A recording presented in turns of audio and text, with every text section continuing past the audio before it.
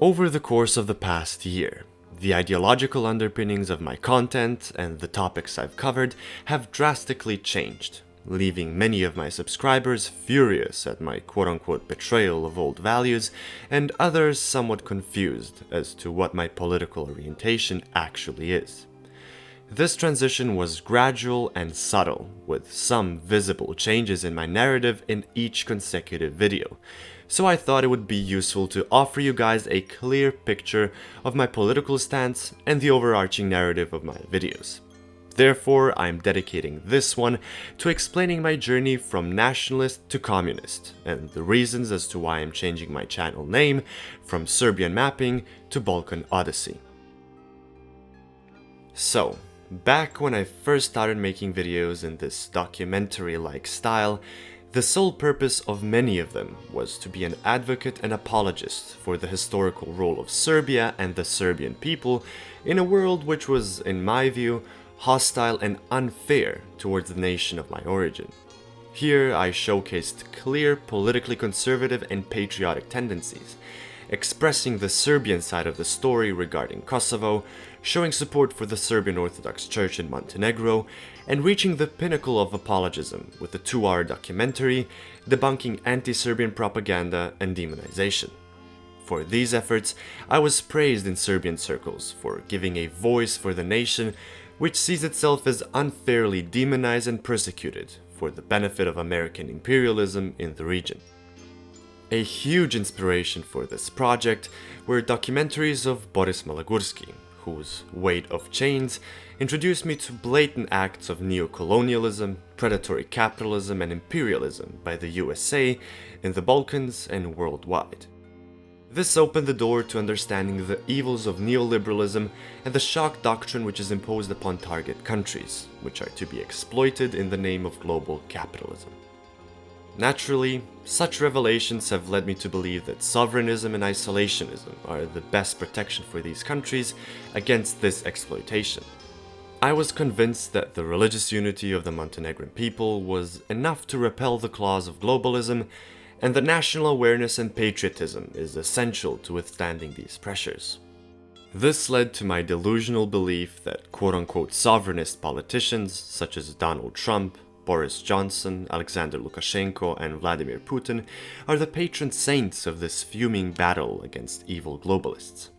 Simultaneously, I was a big fan of personalities like Jordan Peterson and Ben Shapiro, who convinced me that leftist ideologies, including feminism, socialism, Marxism, and communism, are inherently evil, tyrannical, dogmatic, dangerous, and embraced primarily by confused snowflakes, and that liberal capitalism is paradoxically the worst, yet only right way to structure our society. This extremely critical view on Marxism, supported by the dishonest association of it with third-wave feminists, particularly obnoxious LGBTQ activists, and American wannabe communists, was further facilitated through every single anti-communist argument known to man, all blessed by Jordan Peterson. This left me in an extremely paradoxical and schizophrenic state. I was well aware of the micro and macroscopic malevolence of capitalism and neoliberalism, but also religious institutions. Yet I was practically gaslighted by this right-wing echo chamber from even taking communism into consideration, convinced that this alleged communist tyranny and brutality is inseparable from the ideas of Karl Marx. Also, despite never being very religious, I was really scared to give up these implicit beliefs of Orthodox Christianity, which further convinced me that I'd never be able to accept Marxist ideas. Furthermore, I was afraid to admit my affection towards the concept of Yugoslavia and the positive role it had in history, as it would have been hypocritical towards my sovereignist convictions. This hypocritical stalemate of mine started to decay with the first face-to-face encounters with the ideas of Marxism, which I approached with great caution and skepticism, yet with an open mind and willing to have my mind changed. My curiosity led me to engage with friends and acquaintances who are Marxists, and who were ready to provide a coherent answer to all the questions of criticism I could think of. That's when I finally started assembling a coherent picture of what the left, which is so incredibly ridiculed and discredited as being a cult of stupid, emotional snowflakes, really is about.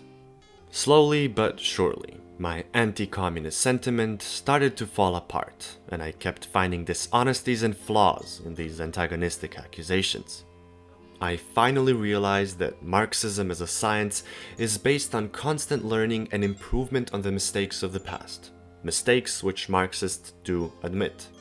I could finally comprehend what it means to view history through the lens of dialectic materialism, and that communism as a socio-economic system is no more utopian than this idealized, greenwashed version of capitalism which we are brainwashed to believe in.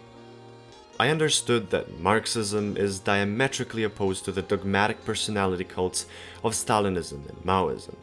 I understood that many of these supposed facts about communist tyranny are fabrications by those who profit from this current system and couldn't afford a resurgence of class consciousness of the exploited majority. Consequently, my delusion that political conservatism and populism are the proper way to fight global capitalism shattered as I discovered that they're two sides of the same coin. In turn, I accepted communist internationalism in the form of a revolutionary workers' movement as the only way forward, with long-term hopes and prospects which I probably won't live to see with my own eyes. This is when I finally managed to breach the walls of this stubborn echo chamber of right-wing content that I was sucked into by the YouTube algorithm, and could do it only by intentionally searching for leftist content on my own. That's when I discovered channels such as Second Thought, Tom Nicholas, the Gravel Institute, and Ugopnik, who helped me articulate these ideas, and the channel Rationality Rules and author Sam Harris helped me finally gather the courage to dismiss all religious dogmas. I haven't read almost any Marxist theory, yet of everything I've come to hear and see, I came to fully agree with most of it. Even now, I have doubts and questions about communism and its history and real-life implementation, yet that's exactly what I use as a fuel to further spark my interest and learn more. However, I'll never take full credit for my ability to open my mind to new ideas. I'm fully aware of that the country and place I grew up in and my upbringing allowed me to see things from a different perspective than someone from a homogeneous community in Serbia or Croatia. Bosnia and Herzegovina and my hometown are ethnically and religiously diverse, and I was never told by my parents or peers to hate or resent anyone, not even those who wronged my family during the war. Most importantly, I was fortunate enough to have the opportunity to move to Germany at the age of 16, and instead of ignorantly celebrating German social democracy as a beacon of utopia, I came to understand that that system would not be possible without the exploitation and brain draining of my homeland for the benefit of the centers of Western capitalism. So that was my journey, from conservative nationalist to progressive communist. One that will hopefully inspire you to open yourself up to new ideas and not be afraid to abandon some of your conservative values. Now, to explain the reasons behind the name change from Serbian Mapping to Balkan Odyssey.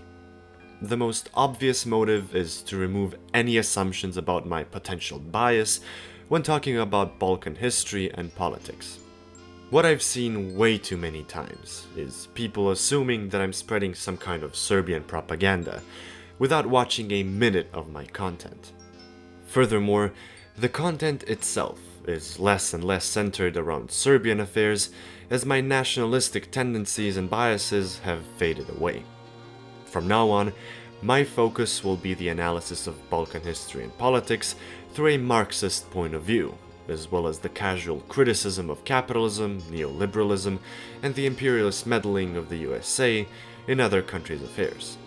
Besides that, I may talk about Marxist theory and communism in general, so if you're willing to hear things out from a different perspective and maybe even have your mind changed, feel free to subscribe and check out some of my recent videos. You can always hop onto our Discord server and start a discussion or message me on Instagram if you have some concerns or constructive criticism. So, thank you for watching.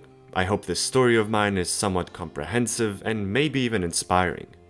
If you find this change of heart distasteful, fair enough.